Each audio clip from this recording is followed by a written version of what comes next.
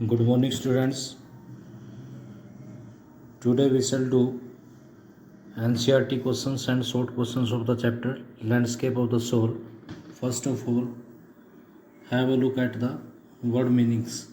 You have to write all these word meaning in your notebook and question and answer. Also learn them.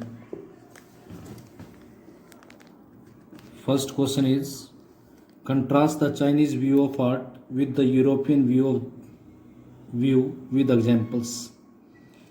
यानी art का जो Chinese view है उसको हमने compare करना है यूरोपियन व्यू के साथ, एग्जाम्पल के साथ. Answer is a Chinese artist take art as an essence of inner life and spirit. एक चाइनीज आर्टिस्ट जो है वो आर्ट को हमारी जो इनर लाइफ है वो जो सीक्रेट है उसका एसेंस मानता है, उसको कोर मानता है, उसका सेंटर मानता है. A European artist takes art as a figurative representation of reality. और जहाँ तक यूरोपियन आर्टिस्ट का सवाल है वो आर्ट को एक फिगरेटिव रिप्रेजेंटेशन मानता है रियलिटी का. रियलिटी का मतलब एक फिगर के सिंबोलिज्म के तौर पे दिखाना.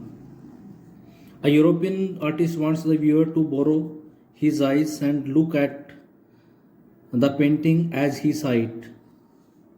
यूरोपियन आर्टिस्ट क्या चाहेगा? वो चाहेगा कि जो देखने वाला है वैसे ही देखे जैसे उसने देखा पेंटिंग को. A Chinese artist want the viewer to enter his mind and look at his painting at the landscape of the spirit. और एक चाइनीज आर्टिस्ट चाहता है कि व्यूअर उसके माइंड में एंटर करे, आर्टिस्ट के माइंड में एंटर करे और जो स्पिरिट लैंडस्केप की जो पेंटिंग है उसको अच्छे तरीके से देखे, उसको समझे. The painting that Wu Daozi made for the young emperor represented the Chinese view of art. Wu Daozi के द्वारा जो पेंटिंग बनाई गई वो चाइनीज व्यू ऑफ आर्ट को रिप्रेजेंट करता है. It was mean to show the emperor that the outer beauty of figures is of no worth. इसका मतलब यह था कि वो एम्पायर को आर्टिस्ट ये शो करना चाहता था कि कोई भी आर्टिस्टिक जो वर्क है उसकी जो एक्सटर्नल ब्यूटी है वो किसी वैल्यू की नहीं है, उसकी इनर ब्यूटी ज़्यादा वैल्यूएबल है. It is the inner beauty that matters. यानी जो इनर ब्यूटी है वो ज़्यादा इंपॉर्टेंट होती है. The fly that Quinton Drew in the painters panel represented the European view of art. और क्विंटर ने पेंटर के पैनल पे स्क्रीन पे जो फ्लाई बनाई वो यूरोपियन व्यू ऑफ आर्ट को रिप्रेजेंट करती है. It was meant to create an illusion of reality. और इसका मतलब क्या था? रियलिटी का इल्यूजन क्रिएट करना, भ्रम क्रिएट करना. Question number second is explain the concept of shanshui. Shanshui के आइडिया को एक्सप्लेन करना. Shanshui is a Chinese word. Shanshui एक चाइनीज वर्ड है which means yang yin mountain water, जिसका मतलब होता है यांग यिन, जिसको माउंटेन या वाटर बोलते हैं. These two words represent the Taoist view of the universe. ये दोनों वर्ड यूनिवर्स के दाओइस्ट व्यू को रिप्रेजेंट करते हैं. The mountain is yang, mountain yang है. It reaches vertical towards heaven, ये हेवन की तरफ जाता है वर्टिकल पोजीशन में. It is stable warm and dry in the sun. Stable है, वार्म है, ड्राई है सन में. द वाटर इज यीन, और यीन वाटर है. It is fluid moist and cool, उसके अपोजिट है बिल्कुल. It rests horizontally on the earth, ये अर्थ पर हॉरिजेंटल पोजीशन में मतलब लाइंग पोजीशन में रहता है. It is the receptive feminine aspect of universal energy. ये यूनिवर्सल एनर्जी का फेमिनिन और रिसेप्टिव पार्ट है. फेमिनिन मतलब होता है रिलेटेड टू वीमेन और रिसीव करने वाला. It's counter part is Yang and which is active and masculine. और इसका जो काउंटर पार्ट है, इसका जो कम्पिटिटिव पार्ट है वो यांग है, जो एक्टिव और मैस्कुलिन है, फीमेल मेल टाइप है. The two elements in a Chinese landscapes are also yang and yin. और चाइनीज लैंडस्केप में भी जो दो एलिमेंट वो यांग और यिन है. Question number third, what do you understand by the term outsider art and art brute और रा आर्ट. यानी आउटसाइडर आर्ट, आर्ट ब्रूट और रा आर्ट से आप क्या समझते हैं? These word represent a new art form. यानी ये वर्ड्स एक नई आर्ट फॉर्म को रिप्रेजेंट करते हैं. They are all used for the art of those. ये उन लोगों की आर्ट के लिए इस्तेमाल किए जाते हैं who have no rights to be artist, जिनको आर्टिस्ट होने का कोई अधिकार नहीं होता. It is the art of those who have received no formal training. ये उन लोगों की आर्ट होती है जिनको कोई फॉर्मल ट्रेनिंग नहीं मिली होती, but they have an unusual talent, लेकिन उनके अंदर ऐसा धारण सा टैलेंट होता है, डीप आर्टिस्टिक इंसाइट, और वो आर्टिस्टिक वर्क के बारे में काफ़ी उनको ज्ञान होता है, नॉलेज होती है। इनसाइट मीन्स होता है knowledge. These outsider artist do not use any brush और पेंट्स, यानी ये आउटसाइडर आर्ट्स ब्रश या पेंट यूज नहीं करते। They work with anything and everything from a tin to a sink to a broken down car. यानी ये जो artist हैं किसी भी चीज़ और एवरीथिंग से काम करते, चाहे वो टिन हो, सिंक हो, ब्रोकन डाउन कार हो, कुछ भी वेस्ट मटेरियल को यूज कर लेते हैं। Nek Chand who created the rock garden of Chandigarh was one such artist. Nek Chand जिसने चंडीगढ़ का रॉक गार्डन क्रिएट किया था वो ऐसा ही एक आर्टिस्ट था। Question number 4, who was the untutored genius who created a paradise and what is the nature of his contribution to art. यानी वो कौन था untutored, untrained, genius, great person, जिसने एक पैराडाइज क्रिएट किया और आर्ट के कंट्रीब्यूशन में आर्ट को कंट्रीब्यूट किया जिसने। The untutored genius was Nekchand. Untutored genius कौन था? Nekchand. The paradise he created is the rock garden of Chandigarh, और जो पैराडाइज उसने क्रिएट किया वो चंडीगढ़ का रॉक गार्डन था। He cleared a little patch of jungle, उसने जंगल का एक छोटा सा एरिया क्लियर किया। Here he created a wonderful work of art, यहाँ पर उसने आर्ट का एक वंडरफुल वर्क क्रिएट किया। For it he used only stone and broken pieces of thing, इसके लिए उसने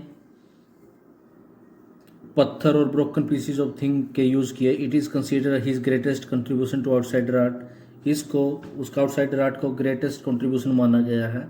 Nek Chand did not have any formal training in art, Nekchand के पास फॉर्मल ट्रेनिंग नहीं थी आर्ट में, but he had an unusual talent and a deep artistic insight, लेकिन उसके अंदर अनयूजुअल टैलेंट था, डीप आर्टिस्टिक इंसाइट था, नॉलेज थी।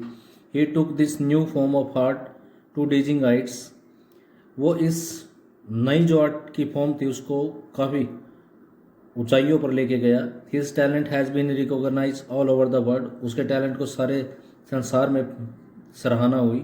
But Nekchand said the biggest reward is walking through the garden and the seeing people enjoy my creation, लेकिन नेकचंद ने बोला कि मेरे लिए सबसे बड़ा रिवार्ड ये है कि मैं जब गार्डन में चलता हूँ और वहाँ पर लोगों को मूव करते हुए इंजॉय करते हुए देखता हूँ, तो वो मेरा बिगेस्ट रिवार्ड है।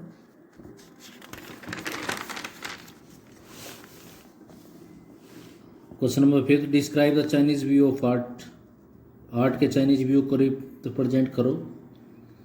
अ Chinese artist takes art as an sense of inner life and spirit, एक चाइनीज आर्टिस्ट आर्ट को हमारी लाइफ और स्पिरिट का असेंस मानता है, सार मानता है। He wants the viewer to enter his mind, वो चाहता है कि व्यूअर उसके दिमाग में एंटर करे and look at his painting as an landscape of the spirit, और वो चाहता है कि वो व्यूअर उसकी पेंटिंग को स्पिरिट के लैंडस्केप की तरह देख के, आत्मा जैसे किसी पेंटिंग को देखती है, लैंडस्केप को देखती है, वो चाहता है कि वैसे देखे।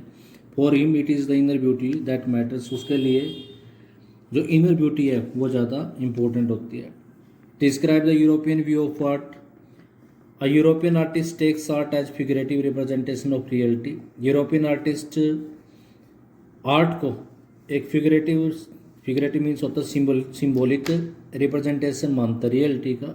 ही wants the viewer to borrow his eyes, वो चाहता है कि व्यूअर उसकी आंखों को बोरो करे and look at the painting as he side, और वो चाहता है कि वो भी पेंटिंग को वैसे ही देखे जैसे उसने देखा।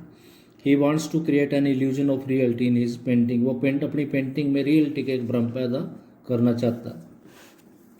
Question number 7 is who was Wu Daozi, Wu Daozi कौन था? Wu Daozi was a great painter, Wu Daozi great painter था। He lived in China in the 8th century, वो 8th सेंचुरी में चाइना में रहता था। His last painting was a landscape, उसने जो लास्ट पेंटिंग बनाई वो एक लैंडस्केप थी। He entered into this painting, वो इस पेंटिंग में एंटर कर जाता है। After that the painting vanish from the wall, उसके बाद पेंटिंग वॉल से वैनिश हो जाती है। No trace of the painter और his painting was ever seen in the world after that, उसके बाद ना तो पेंटर का और ना ही उसकी पेंटिंग का इस संसार में कुछ भी चिन्ह दिखा, साइन नहीं देखा एक भी। हु वाज क्विंटन, क्विंटन कौन था?